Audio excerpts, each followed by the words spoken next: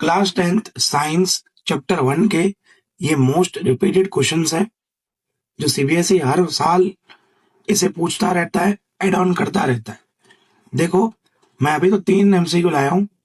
आओ इन 3 एमसीक्यूज को पढ़ते हैं। सबसे पहला क्वेश्चन है 2PbNO3 ट्वाइस को जब हम हीट करेंगे तब मिलेगा 2PbO plus 4NO2 plus O2। हमसे क्वेश्चन ये पूछा है कि किस टाइप का रिएक्शन है। तो देखो, जब भी रिएक्शन में हम हीट देते हैं, जैसे सिंगल रिएक्टेंट ब्रेक डाउन हो रहा है 2 या उससे ज्यादा प्रोडक्ट में, तो वो हमेशा कैसा होता है? Decomposition reaction.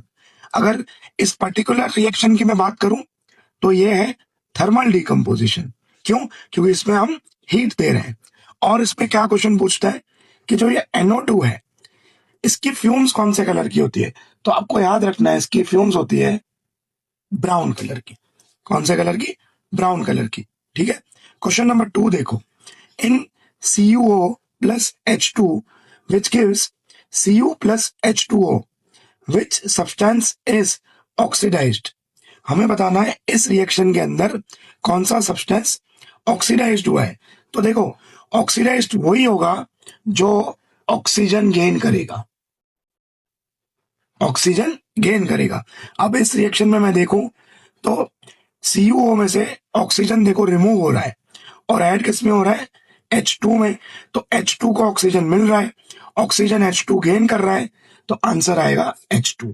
अगर इसी में आपसे पूछे कि विच सब्सटेंस इज रिड्यूस्ड, तो वो क्या आ जाएगा आपका? CuO, क्योंकि वो सब्सटेंस ऑक्सीजन को क्या कर रहा है? रिमूव, और हाइड्रोजन क्या कर रहा है? उसे गेन। इसलिए ऑक्सीडाइज क्या हुआ?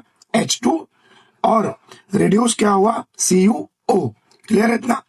थर्ड क्वेश्चन देखो, Fe plus CuSO4 gives FeSO4 plus Cu। क्यों? अब सबसे पहले तो ये कौन सा रिएक्शन है?